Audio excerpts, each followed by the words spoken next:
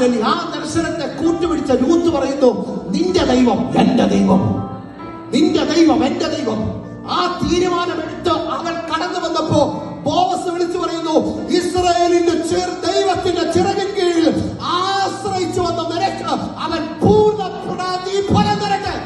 ആ തീരുമാനമെടുക്കുന്ന വ്യക്തിയോട് പരിശുദ്ധാത്മാവിന് ആലോചന പറയാനുണ്ട്.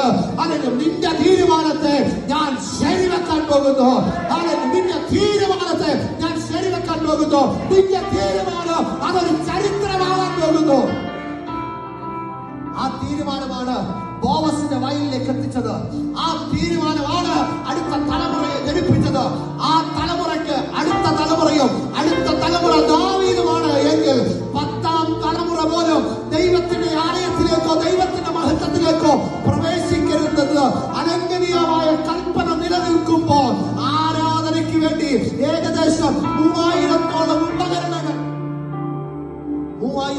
ഉപകരണങ്ങൾ ഉണ്ടാക്കിയ ദാവീദിനെ ഈ കുടുംബത്തിന്റെ ഭാഗമാക്കി നിർത്തിയെങ്കിൽ ദൈവമേ, നീ എടുക്കുന്ന തീരുമാനം അടുത്ത തലമുറയുടെ വഴികാട്ടിയായിട്ട് മാറും. നീ എടുക്കുന്ന തീരുമാനം അസാധാരണമായ വിടുതലുകൾ കാരണമായി ഭവിക്കുവാൻ ഇടയാകും. ഇന്ന് പകലിൽ നമ്മൾ ഒരുമിച്ച് ചേർന്ന് പറയണം, കർത്താവിന്റെ മഹത്വത്തിൽ ഞങ്ങൾ തീരുമാനമെടുക്കുകയാണ്. കർത്താവിന്റെ മഹത്വത്തിൽ ഞങ്ങൾ മുമ്പോട്ട് യാത്ര ചെയ്യുക.